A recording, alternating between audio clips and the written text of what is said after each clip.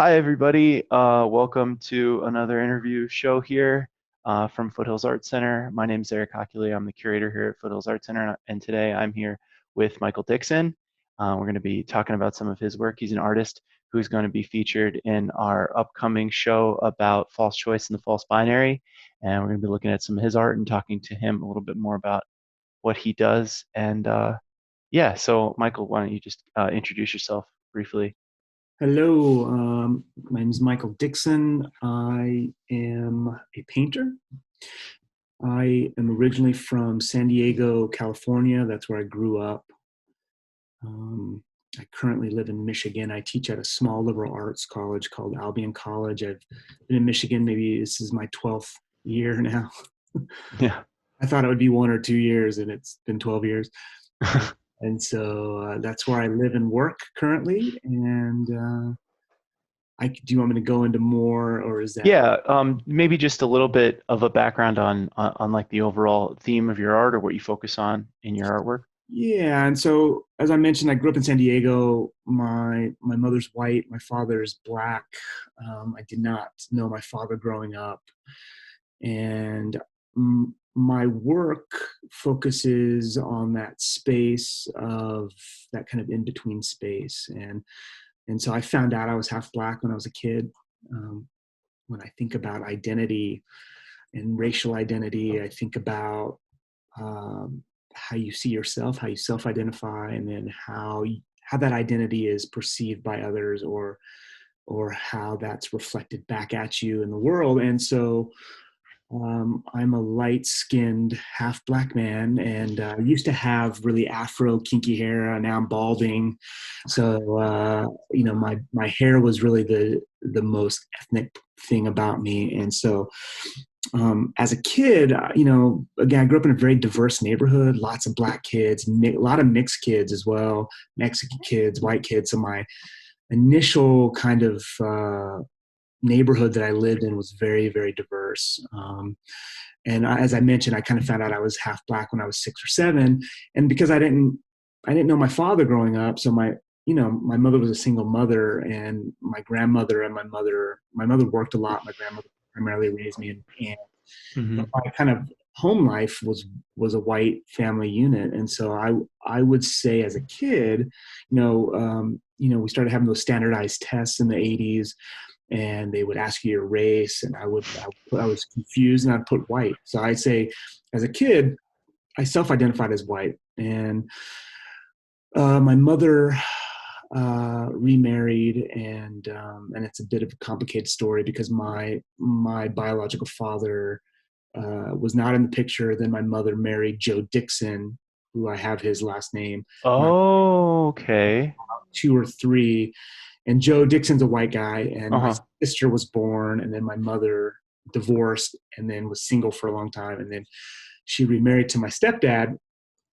And so then we moved out to a place called Yucca Valley, which is out by Palm Springs, Joshua Tree. So it's out in the kind of the high desert, a couple hours outside of San Diego. So this was a very white space that I Hmm. high school in. So I was one of the handful of black kids. And at this point I was like, you know what, I'm not going to worry about it. I'm just going to be Michael. I'm not going to be black or white. And so then my dating pool was mostly white women. And so this was really when I started to experience really direct racism for the first time, and Hmm. parents and grandparents not really liking that I was, black and dating their daughters. And, my friend group was these kind of rednecky white dudes. And, I was the token black friend. And so a lot of black jokes, and you're fast because you're black, and you're good at sports because you're black. And so kind of dealing with that kind of stuff, and not really having the language or the education at that point to kind of really address some of those issues. And then really was my first semester of college. I took an African American history class, uh, and really started to form a black identity through black history and learning about African American history. And Hmm. this was the first time I really started learning about Malcolm X, and all of these black leaders, historical figures that through great sacrifice kind of lent their lives to the cause. And I really I really was able to kind of form this positive Black identity through history and through education. And so then the rub really becomes, here I am as this young person, I self-identify as Black. I'm very light, and Hmm. depending on how my hair is, if it's an afro, I've had dreadlocks, I've had a shaved head, now I'm balding, so Yeah. depending on the context in which I find myself, uh, people perceive my identity in various ways. I tend to pass as white Yeah. uh, sometimes. And then again, depending on how my hair was, I could be Puerto Rican, I could be Jewish, I could be Mexican, be Jamaican. I mean, Yeah. This is any the Rashida Jones problem. any kind of mocha latte ethnicity I'm mistaken for.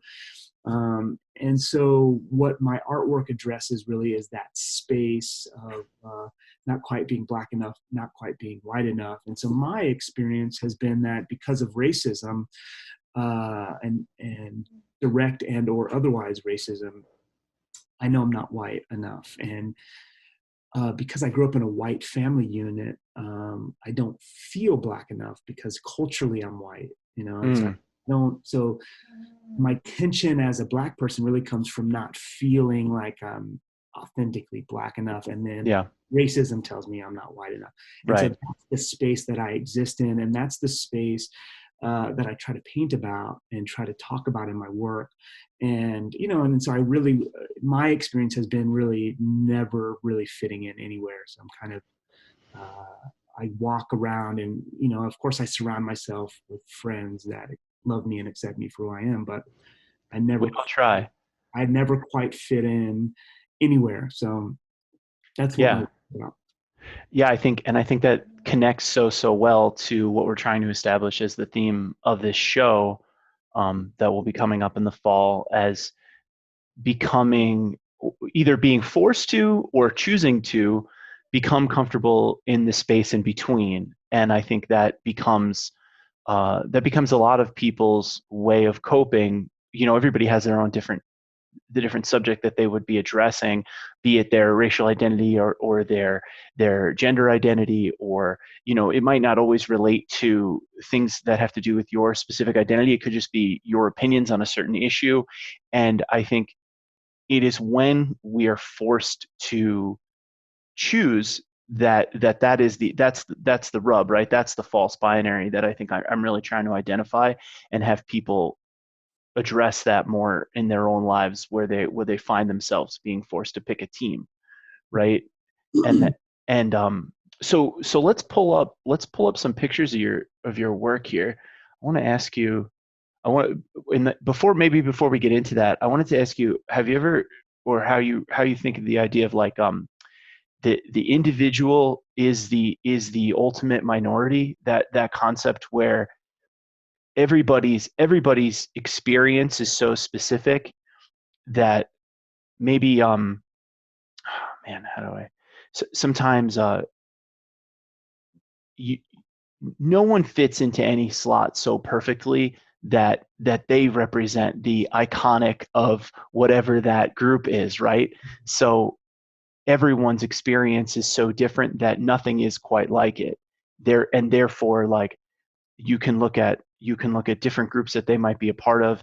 They might be Black in some ways, or they might have a cultural experience that is identified more as white. But even your culturally white upbringing isn't it's not the white upbringing. It's just a white upbringing. Sure. Well, yeah, I mean, it's textured in lots of Hmm. ways by poverty. It's textured by, Yeah. religion and Hmm. sexuality and all of these things. All of those things kind of intersect, right? Right. It's very much textured with lots of other isms and where you fall into that hierarchy. I find that I find it, at least the way I think about it and talk about it, or and think, conceptualize it, is, it's like, a lot of people that don't fall in between, and you're saying that people are always kind of like, they're always kind of having to choose, or there might not be a perfect kind of thing experience. Sometimes it's easier to try and pick a team, but like it's hard. Sometimes it's hard to be on that team all the time. I think, yeah, the problem is, I think in America, anyways, culturally, there's everything's a binary, right? You're this or that, Right. you're black, you're white, you're male or female, whatever, They want you to check a box, right? You were saying you don't know what box to check. and all of those things are much more complicated, and so I Yeah. think culturally we simplify, and just because that's the easy, lazy thing to do. Hmm. And I think that this, in terms of racial identity, I mean, I imagine that if you are quote unquote white or quote unquote black or whatever that ethnicity is, it's something you kind of take for granted because you don't really, you wake up and you're like, I self-identify as white. People see me as white. Like, I don't think about it, or and it's the same thing. Like if you are, a cisgendered male, heterosexual male, right? It's like, Mm. um, I have the male parts. I identify as male. People see me as male. It's not something I really think about on a daily Right. basis, right? So you Hmm. kind of take it for granted. And so race, in terms of racial identity, it's something that uh, it's how I view. It's the lens of the world I live in is always textured by race, and I see Hmm. the world through a racial lens. It's something that I go to sleep with thinking about. It's something I wake up thinking about. It's ever present, because because I don't neatly fit into that group. I think it's normal too for people to want to be a part of a group dynamic, right? Yeah. I think it's normal. I'm assuming it's normal. I'll say whatever normal means, but I feel that people tend to want to be a part of whatever the group is. I think it's much more difficult to be outside of that group dynamic. And so in my case, in terms of racially, I am constantly finding myself outside of that group dynamic in terms of race. Yeah. I am, I'm in the in group in other ways, but racially I am always in the out group, Right. and that's something that I deal with. Uh, and I imagine most people, or many people that fit inside of that racial box, don't really even think about it. So Yeah. There's always an advantage to finding yourself in the in group, and as many in groups as you can put yourself in, you'll find yourself advantaged in certain social situations. sure, Um, yeah, and to always feel like you're on the outside would make things difficult. yeah, So you address this in your art. yes, Um, let's pull up. Is there one? I've got three images from you here, and I'm just going to share them, and we yeah, can start with whichever one you like. yeah. It doesn't matter. Yeah. So, Okay. so unfortunately, I made the because this will probably be the work that this line of inquiry will be most likely the work that I'm going to be bringing to you guys in the fall. Okay. Uh, the the disadvantage for me is this is like brand new work, so So you're well, let's, we can talk through it. We don't have to have cemented ideas about what it is or what it means. so there's a Things lot of evolve. yeah, there's just a lot of me asking questions and seeing Hmm. what happens.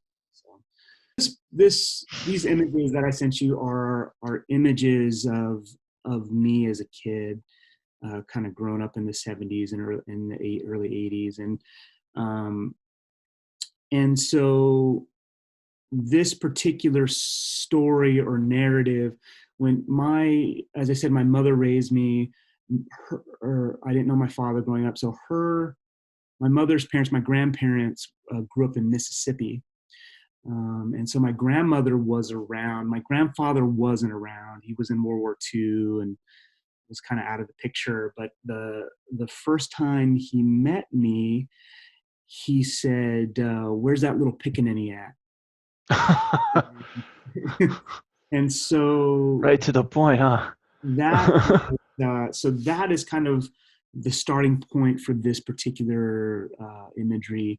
And so then I began to kind of think about what is a pickaninny. And so pickaninny is a racist term for a little black child. And there's a whole line of racist memorabilia that shows black kids playing on a shore with an alligator lurking in the water, and then the text below says gator bait, right? And so Whoa. it's it's the kind there's several implications there, and these are like were ubiquitous. They're all over the place. You can still find them in like antique shops and things like this, but it's a very, especially in the Gulf states, it's a very kind of ubiquitous kind of image that was everywhere.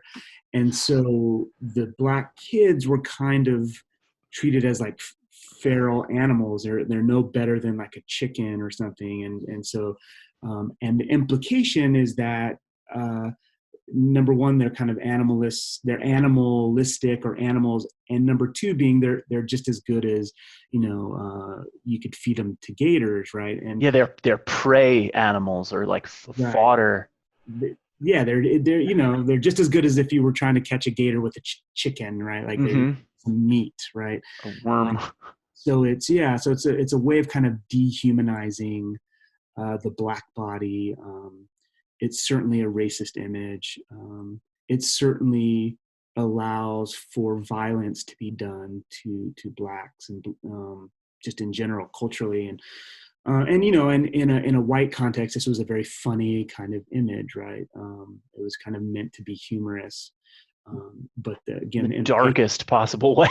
the implication of violence, right? Yeah, of And course. and so so it just got me thinking about that, the history and that the implications of that word. And then here it is, someone who is my grandfather kind of using that on me, right? To describe me, right? And so as you kind of dig around and look uh, for the history of these images, and I haven't really quite found a definitive answer yet, but there are some places where they're saying that maybe there's not a documented case of this happening, but that there is a good likelihood that it did happen, that black babies were used as gator bait to catch alligators. And so that is part of so that kind of history is packed in these paintings. Hmm. And so yeah, so it's me, the pickaninny child, and the gator there. And so that alligator head, it's an alligator head, it's not a full alligator, but uh, it kind of implicates, it could be that gator head could be, it could be whiteness, it could be white privilege, it could be white racist privilege, it could be white culture. The gator head could stand in for lots of things. um, and then it's just me as a kid, going Yeah. about business, right? Um, and so I'm interested in those two things colliding, um, the implication of violence and the history of violence and the personal narrative, and then kind of uh, imposing that on my history and my experience. Hmm. Uh, and so, in my experience of my own blackness has very much been, again, textured and colored by racism. Hmm. When I have felt the most black was when I was experiencing racism. Right, because you were put into a situation where you were put into that box by the people around you. So Yeah, you were said, "Oh no, you're not the same." So in those instances, that highlighted this aspect of your being. I right. think I think the thing that I resonate the most with this in this image is it's very iconic and nostalgic. Mhm. The big wheel, the Yeah, cars, this like sunny day, and this is what, this is early '80s, yeah, late like '70s. yeah. I was born in '76, so this has had to be Okay, 1980, 1981, okay. somewhere around there. So yeah, there's just so much about this that is this like iconic and not pastoral, but like pleasant childhood view in the suburbs and playing on the sidewalk, and then there is this camouflaged threatening symbol that you don't see if you at first glance, Mhm. and then it becomes all you can see, Mhm. and its aim and the angle of it, and it's lined up right with you as this like ominous presence that will be, I don't know, not like it isn't, and it's also it's this decapitated head, right? So it's like a you're not sure how threatening it might be, but it is going to haunt the main character of this image. Um, so it's this interesting balance between not being an overt, overwhelming force that is adversarial to this main character, to you, Mhm. but it is undeniably threatening in its presence alone. Mhm. Even if it's like even if part of it is impotent in its existence, right? And it's that it's just the head. And I'm just thinking, I'm thinking of like all the ones that are in like like Florida, or I spent some time in Central America in like gift stores. Yeah. Those heads that people buy and take home. I'm thinking of, but I mean, this is like Oh so no, large. I totally got that. I was in New Orleans this past summer for an Uh artist residency, and I was like, I must buy that head. huh. Yeah. Did you draw render this from life? Is this the head, like is this done from the one you bought in New Orleans? Yes, yes, Oh, yes. that's awesome. That's awesome. Yeah, I think there's just so much to it. I mean, aside from being like a really beautifully rendered image, I love your combination of realism and stylization. And I think the light, this is like this bright sunny day. You're almost like squinting. It's like almost a photo that would be like a little bit overexposed, the reflections. The street, an ass like it would presumably be an asphalt street. It's such a bright day, the whole street is white. Like there's something really special in that, in the color choice. And I just like the way that, I love the way that the cars are rendered. And it's got a great, it's got a great composition to it. um Only for the sake of time, because I could keep just talking about this one, I want to scoot on to the next, if you Yeah, don't mind. let's do it. That's my little sister has a baby, Uh-huh. and that's a cousin of mine. The Uh, older girl is your older cousin. girl is a cousin of mine, Uh-huh. and interestingly enough, that that particular cousin was the one that was like, "You're black, Michael." When I was a kid, I was probably about this age, and I was like, "No, I'm not." She was like, "Yeah, you uh are." She's the one that let me know I was half black. So well, yeah. Oh, so she's actually the person who told you. yes, yeah. Yeah, and no one likes to be identified by other people when they're younger. Like even it automatically takes control away from you. Yeah, and so then okay, so then so the gator head is there, but now it's in the form of this University of Florida Gators logo. So it's there. It's the running motif. This is called The Bluest Eye, which is a kind of a riff off of Toni Morrison's book, The Bluest Eye. Hmm.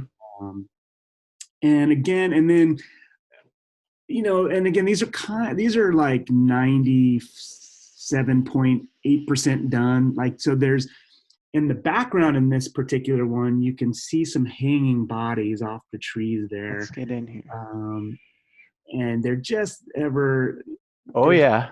there, right? Can you see my cursor? I'll try and, for the sake of people watching. Yeah.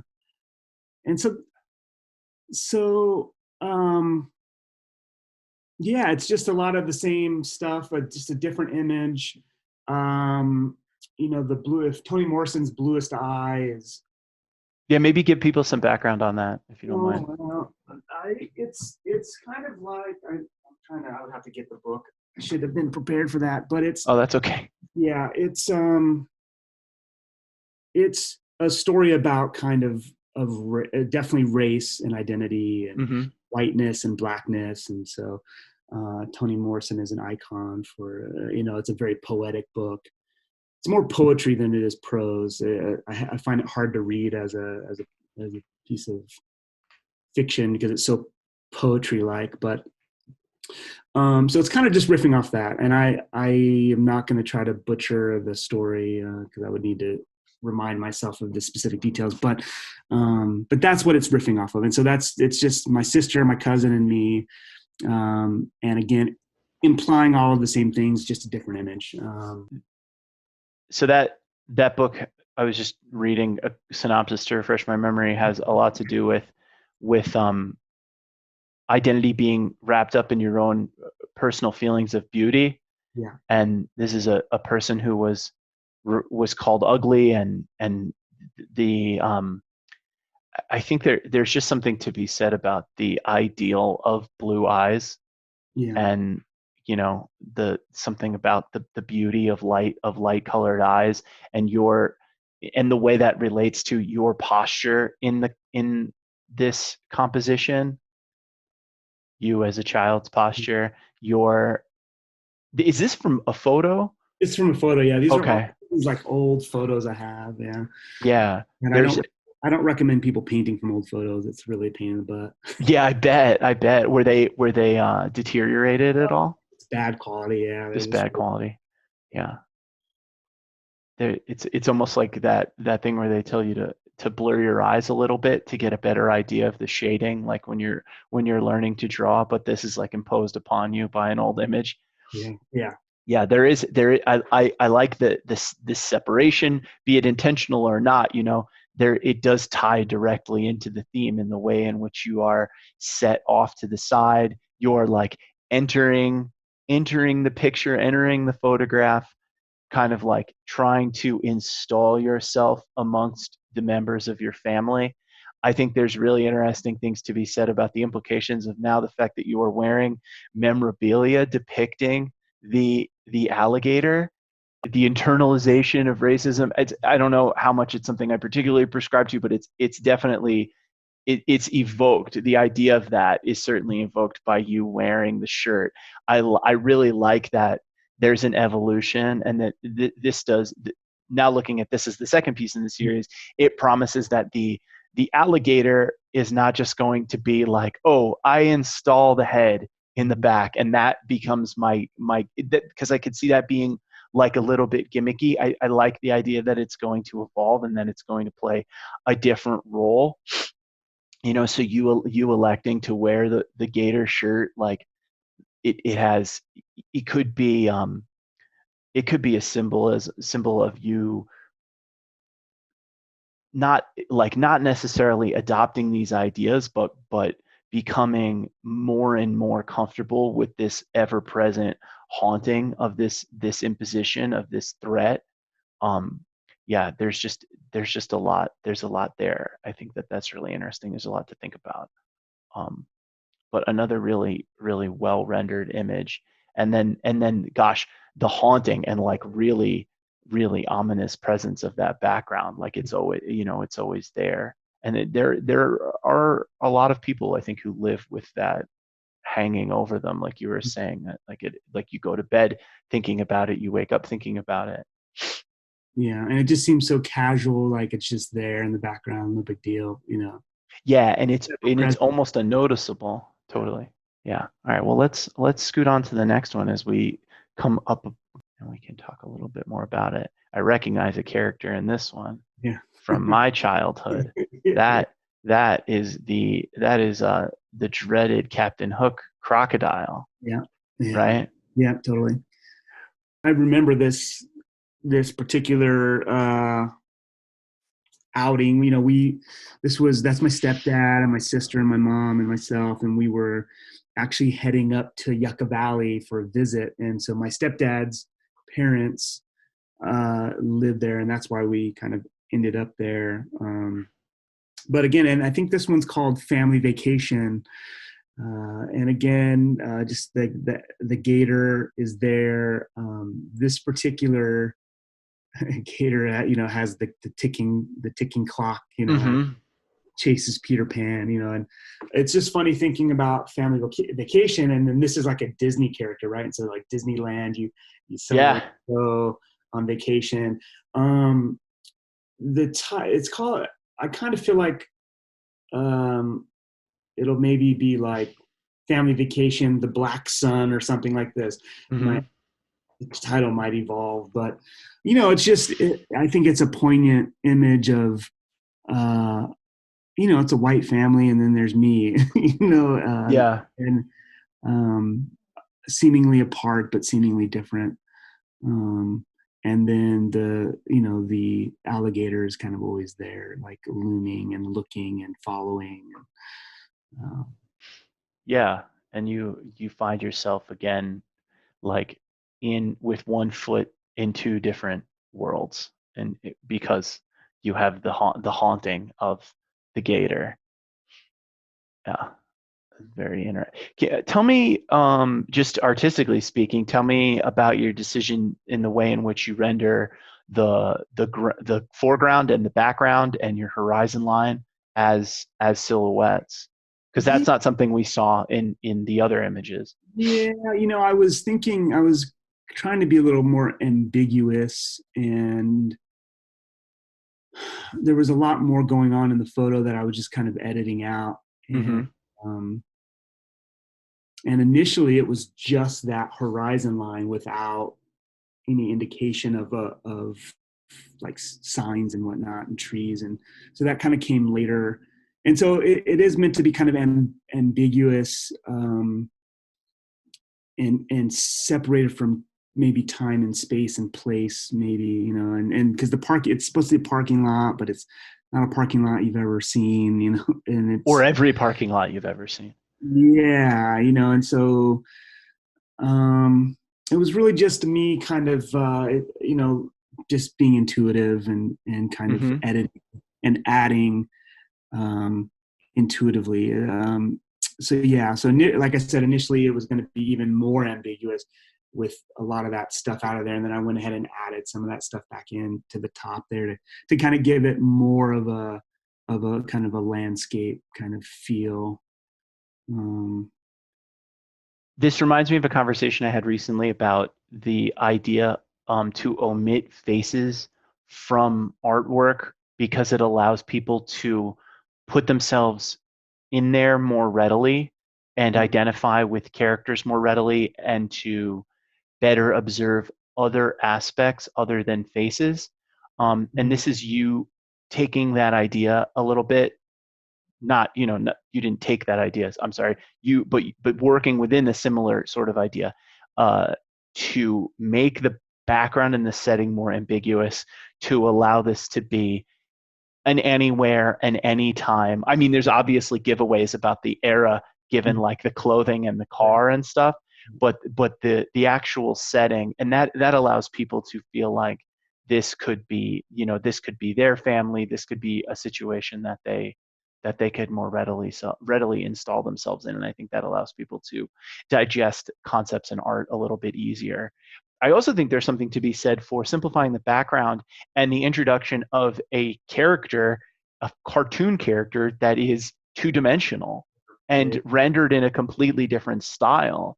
Maybe there was something involved in your intuition there in how do you inject this character without making it look like an applique over the top. Cool. I'm very excited to have your work be a part of this show, because I think doing this show without having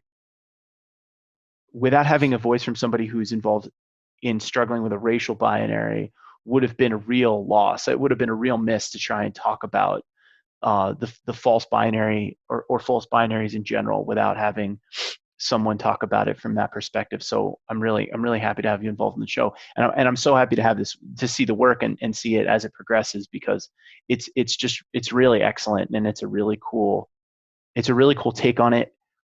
It's going to fit in so nicely with the theme and with the other two artists' perspectives on the concept. Mhm. Um, and I'm really thankful for that. I'm really excited for everybody to get to see the show. And I thank you also for your time today. I would love these things to go an hour or more. And my first one did, but I was told like no one would watch them if they go that long. So we'll have to work on proving that as this channel progresses forward. Sure. So yeah, so thank you, Michael, for your time today, and I thank you all for watching. If you like what we're doing, if you like the content that we're putting out online, I ask you to check us out at foothillsartcenter.org and to consider making a donation and supporting us, and subscribe to us on YouTube and the like, and keep an eye out for more.